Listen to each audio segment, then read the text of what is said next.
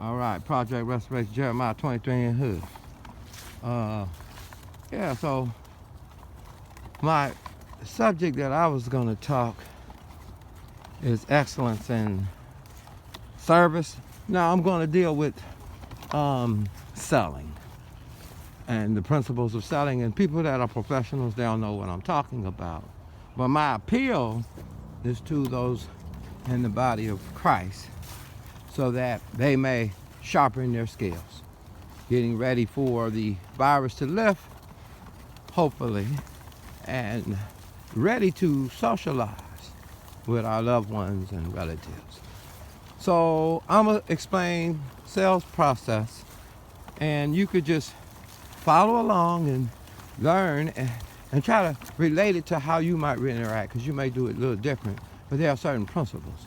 So the first thing us salespeople would greet you with is a meet and greet. That is, hello, how are you today? Or you say it with a genuine interest. Now, most people that do these principles here, they may not be interested in anything but making money. And that is true. But then they smell salesy. But then you have another group of people that would practice these same principles, and they'll be able to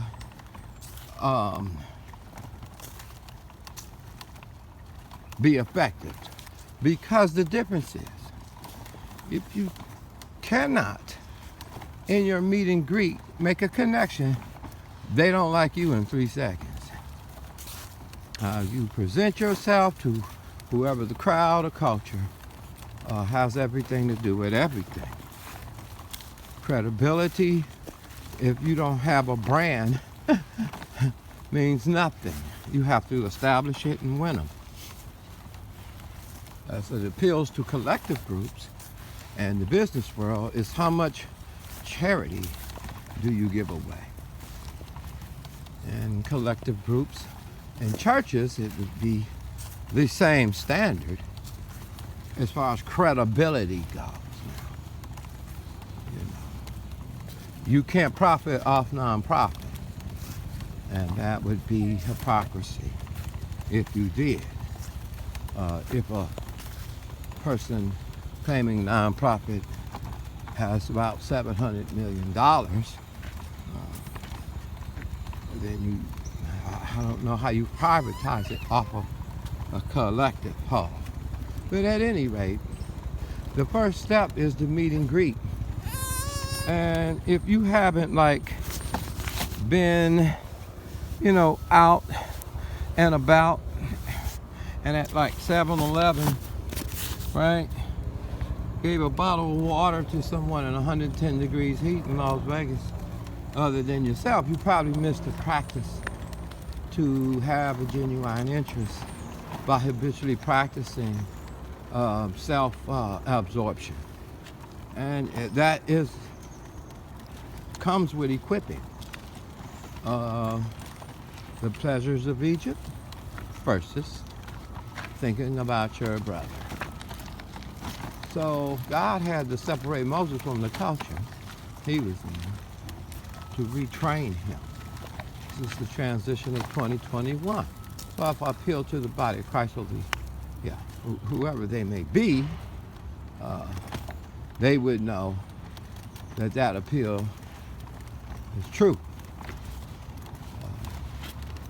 To be effective in culture is so important. So when you meet someone from a different culture or the same culture, you render all their dues. Paul said, he said, to the Jew I became a Jew, to this one I became that, to Greek I became a Greek, I became all things that I might win them. Even quoting shaving his head at one point so that he could, reach them by respecting their culture.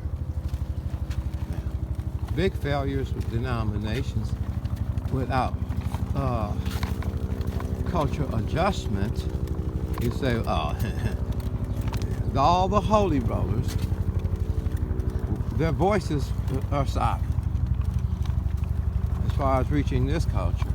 And not really, but they have a respect for the culture to some degree. You have to find something when you meet and greet.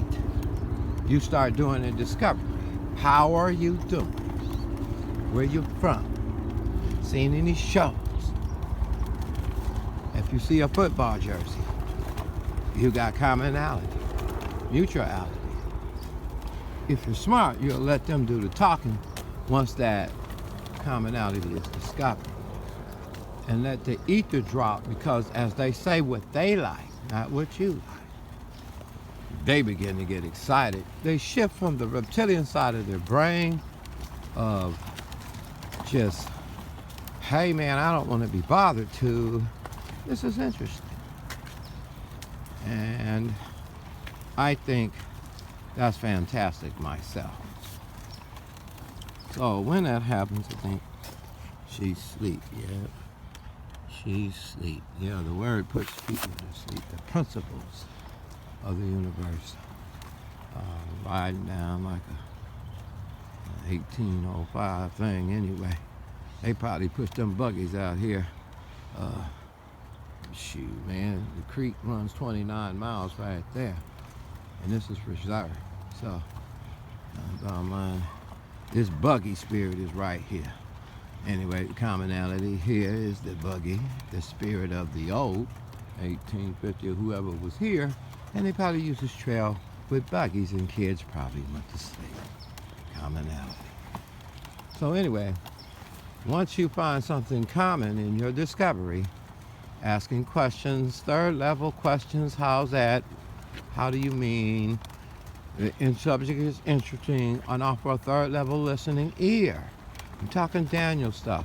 I'm talking stuff that will season you to know when to talk about the Lord. Usually when you do these things right, they'll start talking about the Lord. They can sense God in the ether, in the emotion that's dropping because of the satisfaction of getting a listening ear. Sometimes we do all the talking and praying and we don't do enough listening. So after you have listened in your discovery of what they like on the subject, the way we would do it is just ask people, where do they like to go, right? And wherever they like to do, the entire family basically bases things around their kids. And whatever Johnny likes, doesn't matter what mom likes, it matters what Johnny likes. Johnny's important to both people. So now what's important to them, you must take interest in Johnny. Johnny is who you must sell to. Matter of fact, you must sell that whole family and know what their needs, wants, and desires are through your discovery. And when you find out that, we call those bullets. Now you know what Johnny likes, you know what Martha likes, Bob, and two other children, Eric and Thomas. You know their names, you know where they live, you know what they like, you know how much money they spend at McDonald's. It's called a discovery. It works across the board. Now, these bullets that you have, you must tie to their need, wants, and desires, your product. In the case of, I want to make city impact, I'm going to make impact. The reason why churches make impact, they give, if they're feeding right now in the COV-19, is because the commonality is, what the mutuality here is food. Yeah, so they get to allow the Lord to use their hands to distribute food, Christians or believers in Christ, laying down their lives for the brethren would be the principle. So they tapped into the commonality and homelessness and need and created a way to meet the need. Therefore, food softens the heart.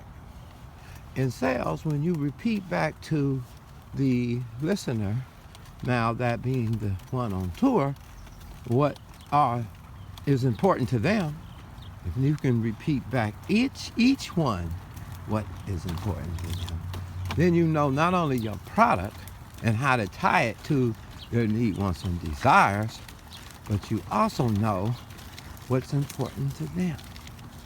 Now, you look for the commonality. Now, how we did it in sales, we would look for the commonality between their need, wants, and desires to their product. And we knew that there were certain doors. There's trust. There's why this product. And to the church, that would be Jesus. That would be your church. And why you must give your heart to the Lord today. That would be the church. The members, knowing that would be the reason for meeting you today. Now, that could take long term. Don't put no conditions. It's an unconditional approach. That's not the crabs crawling out the barrel. That's not the religious cram your truth and burn you to a stake. That is simply using skill. And skillfulness in this case is souls. Now, what's wrong with that? Can somebody explain to me why we shouldn't be not only professional, but the love of God oozing so we don't mind being professional in our approach towards human beings, but they can't smell the cells that you're trying to project on their lives. Because if they do, they stay in the reptilian side of their brain. They don't think you're really interested in them. They just think you're trying to just project how much you know. And of course, if you come in an elite spirit, you're better than them. You'll just take the word of the Lord and they'll go to hell then. Usually is the attitude. But may I submit to you that that won't get you anything. It'll just rumble the jumble, because that one is many behind them and it multiplies. So how you win the one and take serious could affect many. Yeah. And raggedy, lazy, don't care. Make sure you do this when you're in a good mood, Christians. If you do that. When you go to pitch, make sure you're in a good one. The ether's dropped, the commonality's there, the respect, the door of trust has been closed. And why you and why today? To begin this friendship with an unconditional approach that I will be here for the rest of your life. Rather you stop smoking weed or not, rather you stop clubbing or not, rather you stop whatever you're doing. Hey, you expect the sinners to do what you do? You only do it by the grace of God because of the covenant with Christ, right? You could do all things through Christ who strengthens you. Well, if Christ is not living in their heart, they can't do nothing. And to you guys that discriminate, that means that the greedy can't stop being greedy, the gay can't stop being gay, the rich can't stop being richer, the people that make war can't stop making wars, and it goes on and on. If you say it's sin, all have sinned. And if all have sinned and come short of the glory of God, what's the point in condemnation? We gotta win them. Dale Carnegie, How to Win Friends and Influence People. We're following the steps of the premise of the book, the first book that was written in 1912. I believe the experiment began, not written, but an experiment on, there's no book on social, about social, how to manage companies originally, as Dale Carnegie was teaching the students at the Carnegie Institute. And the bottom line, Google it, How to Win Friends and Influence People, Dale Carnegie. So they did experiment around the world with CEOs, and CEOs did their thing. And what they did, they took a big survey over 15 years to 1933 when the book was dropped on how to, and now we have books like How to Bring the Best Out of the Worst of People. You YouTube all this. Dale Carnegie, How to Win Friends and Influence People, How to Stop Worrying, all kind of books they wrote. But on socials, there is books that how to deal with people you can't stand, how to get ideas in the head of people, plant the idea and make them look like it's their idea for the cause of backdoor selling. Most people want to know, am I first? Most people want to know, that's my idea. Matter of fact, they'll add more creativity and multiply that idea. You want it to be a universal principle idea. an easy idea, but it's backed with power because the principal has the power, not you. And if you can leave them in the hand of the principal, you did your job well. If you could cause them to love that principal more than they love you, you really did your job well. You batting for 100-fold? Try that one. Anyway, let me go back. So you have the door at the meet and greet, step one. Smile, or just let it come to you, hide, go off. But no, they didn't come to you by coincidence after 2021. Like these turkeys is coming this way, over that hill. I would advise at that point, as you in your conversations, confirmation is to repeat back certain things you heard in the conversation. And the key here, before you go to unload your guns about the Jesus Christ and all of that, try to get them to unload. Ooh, look at a beautiful flamingo. Try to get them to unload their guns on what's in their life. If you could get people to talk, you really did a beautiful job. And if you don't get people to talk, you probably did a crummy job, because the bottom line, if you do all the talking, you can go past the sale. If you could do all the talking, how would you know how to tie Jesus into their life? You might be talking about somebody that's rich, and you're talking about tithing to get prosperity. You got to know your audience. You got to know the culture. You got to know what they do believe and what they don't believe. And then you have to tailor your message, right? Like this bird here that I'm going towards. Tailor your message so that it fits them. Like for this bird, I'm walking soft, so the bird doesn't fly off. And if the bird does fly off, then I try to film the bird for you guys. But I'm sent, walk gently, walk soft when you go to evangelize people. There he goes. Beautiful pelican. Yeah. And set them free. You drop a seed and set them free so that they can be all God called them to be. This is not about control, but breaking controlling powers. They owe you nothing. Freely they given, freely they receive. Therefore, you can't charge. If you charge, then you didn't do it free. You're going to lose your heavenly reward, church. You can't be like the world. I'm just saying, Jesus set the standard. You say, I got to use wisdom with these ruthless pharaohs. Well, use it, but use it for the collective whole. And I know you have to survive, and your collective whole is your family. And then go beyond that, because the big picture is the tribe and the family. Anyway, as you repeat back to the people what you have heard, and asking questions like, why, how is that? So it keeps the conversation going about the subject of commonality, like the Rams, or they like Texas, or football for the men, or for the women. It could be adventure. You must find these things out over time, or set your intention and sense of urgency. You might have to do it quickly. But the bottom line, you got 20 minutes with one and a lifetime with the other. So you must discern and be walking with the Lord. Now, the Good Samaritan picks them off the ground and empowers. That's the job here. Make no excuses about it. If the Lord say get them to the hospital, that means you better get them there, because they about to die, right? In their sins. And the church supposed to believe they're going to go to hell. So when you want to do your best job, when you want to Joseph that, Daniel that, and walk in excellence, well, excellence would be to know what's going on in people's life. James, or charge them that's rich, you rich with Christ. And if you that got money especially, break a can of beans if you poor.